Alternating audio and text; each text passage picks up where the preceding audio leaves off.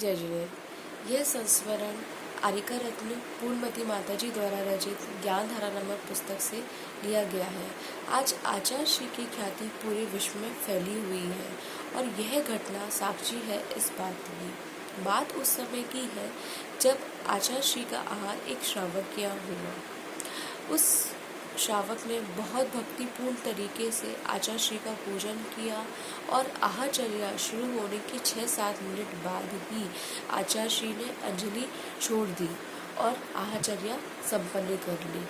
यह सब देखकर उस श्रावक का हृदय बहुत ही ज़्यादा दुखी हो गया और उसने रोते रोते आचार्य श्री से पूछा कि हे महाराज, आप अपने शरीर का कुछ तो ख्याल कीजिए और अपने बारे में नहीं तो हम भक्तों के बारे में थोड़ा तो सोचिए। तो यह सब सुनकर आचार्य श्री ने कुछ भी नहीं कहा और मुस्कुराते हुए मंदिर की ओर निकल गए। आचार्य श्री के पीछे श्रावक का सारा परिवार भी मंदिर की ओर निकल गया। जैसे ही परिवार के सारे लोग घर से बाहर निकले वैसे ही घर की छत नीचे आ गई और यह सब देखकर लोग आश्चर्यचकित हो गए कि यह कैसा चमत्कार हुआ। लोग तरह तरह की बातें करने लगे, लेकिन श्रावक सब कुछ समझ गया कि क्यों आचार्य श्री ने इतनी जल्दी अंजलि छोड़ दी और आहारचर्या संपन्न कर ली। सारा परिवार भक्तिपूर्ण होकर, श्रद्धापूर्ण होकर आचार्य श्री के चरणों में झुक गया।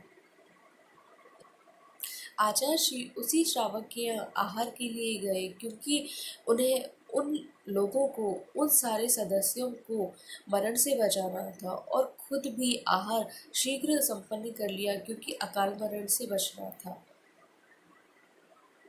धन्य है ऐसे गुरु की विशुद्ध परिणति। 2 तरह के विकल्प आते हैं लौकिक संसार में। एक वह कि ऐसा सटीक लिखूं कि लोग पढ़ने पर मजबूर हो जाएं, और दूसरा वह कि ऐसा जीवन जीऊं लोग मुझ पर लिखने पर मजबूर हो जाएं। लेकिन आचार्य श्री कहते हैं कि पढ़ने योग्य करने से बेहतर है लिखने योग्य किया जाए। वास्तव में दीपक को अपने बारे में कुछ भी कहने की आवश्यकता नहीं होती क्योंकि प्रकाश खुद ही उसके बारे में सब कुछ कह देता है।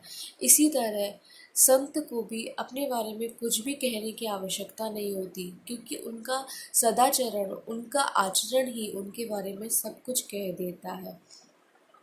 ऐसे महान आचार्य श्री के चरणों में नमोस्तु, नमोस्तु, नमोस्तु। धन्यवाद।